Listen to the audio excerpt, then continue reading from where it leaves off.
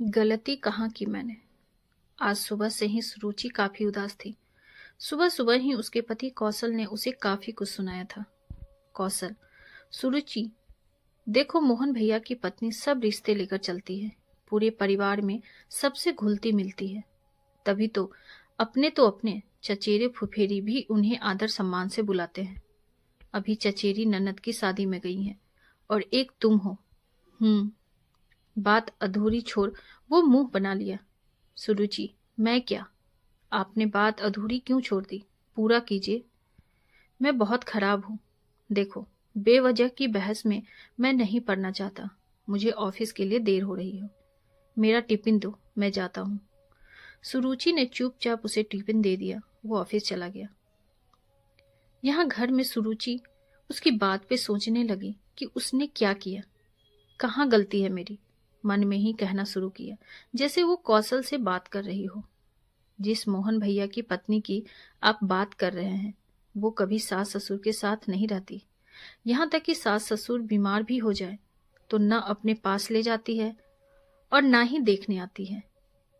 एक एक रुपए के लिए मोहन भैया के माँ बाप तरसते हैं। वहां शहर में मोहन भैया के पास गाड़ी बंगला नौकर सब है। उस पे भी मोहन भैया या भाभी की शिकायत कभी उनके माँ बाप नहीं करते किसी से। मोहन भैया की माँ हर जगह अपनी बहू की तारीफ करते नहीं थकती। आपके घर में तो सब उल्टा है। आपके माता पिता के सिर्फ खर्चे नहीं, नाजायज शौक भी हम पूरे करते हैं, अपने खर्चे में से काट के। खुद हम लोग बस से चलते हैं, लेकिन आपके पिताजी के लिए आपने कार खरीद के उन्हें दी, क्योंकि उन्हें शौक था। सास हो या ननद, किसी ने मुझे कोई जेवर गहना नहीं दिया, लेकिन मैंने उनके लिए बनवा के उनको दिया। उनको शौक है और ये शौक हमें पूरे करने होंगे। लेकिन इन सब के बाद भी क्या मिला बदले में? आपके घर आई बहू बनके। सासू माँ ने कहा, किसी रिश्तेदार या किसी परिवार वालों से बात नहीं करनी है तुम्हें। हमारे यहाँ बहू सबसे बात नहीं करती, लोग बुरा मानते हैं। मन तो नहीं माना ये बात, लेकिन सासू माँ के कहे अनुसार ही रही सालों साल। न किसी अड़ोस पड़ोस से बात करती, न ही किसी रिश्तेदार से। इतना तो समझती थी कि ऐसा करने पे पक्का वो लोग मेरे बारे में गलत राय बनाएंगे, लेकिन क्या कर सकते थे। सासू माँ खुश रहे बस। एक बार सासू माँ के लिए एक बढ़िया सी स्वेटर लाई थी मार्केट से। वो सासू माँ को पहना के देख रही थी कि सही है या नहीं। तभी पड़ोस की चाची आई किसी काम से। उन्होंने नया स्वेटर देखा तो पूछा माँ से। मैं सामने में थी तो माँ को बोलना पड़ा। माँ ने बताया बहू लाई है, तो उन्होंने कहा, अब लगता है बहू की बुद्धि ठीक हो गई है।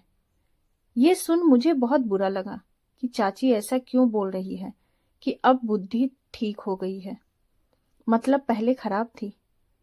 कैसे उन्होंने माना कि मेरी बुद्धि पहले खराब थी? मैंने तो बात तक नहीं की कभी। हमेशा सासू माँ के अनुसार चली।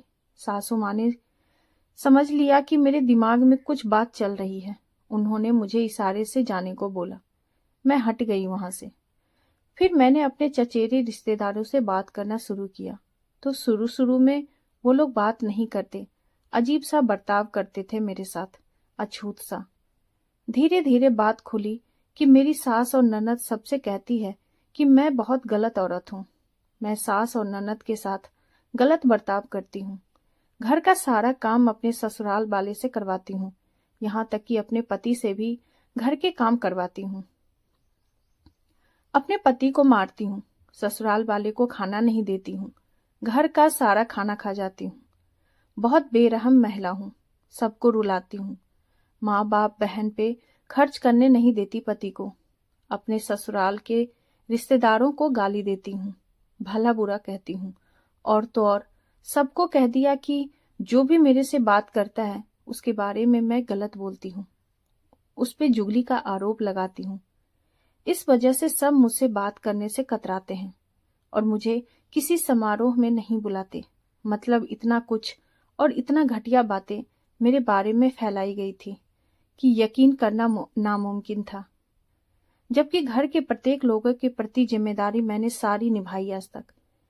यहाँ तक कि आप कुछ भूल भी जाते हैं, लेकिन मैं नहीं भूलती। फिर भी इस तरह मेरे बारे में उलूल जुलूल बोलना उन्हें अच्छा लगता है।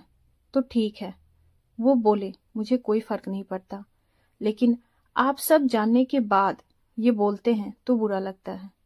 अपना बोल के निकल जाते हैं, मेरी सुनते भी नहीं, क्योंकि आपको पता है एक एक चीज जब सामने रख दूंगी तो आपको कुछ बोलने के लिए बचेगा नहीं।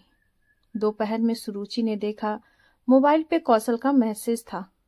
सुरुचि, माफ कर देना मुझे, मैं सब जान के भी तुम्हें बोल दिया, जबकि मेरी माँ बहनों ने पूरे रिश्तेदारी में गंदा करके रखा है, लेकिन उन्हें कुछ नहीं बोल सकता।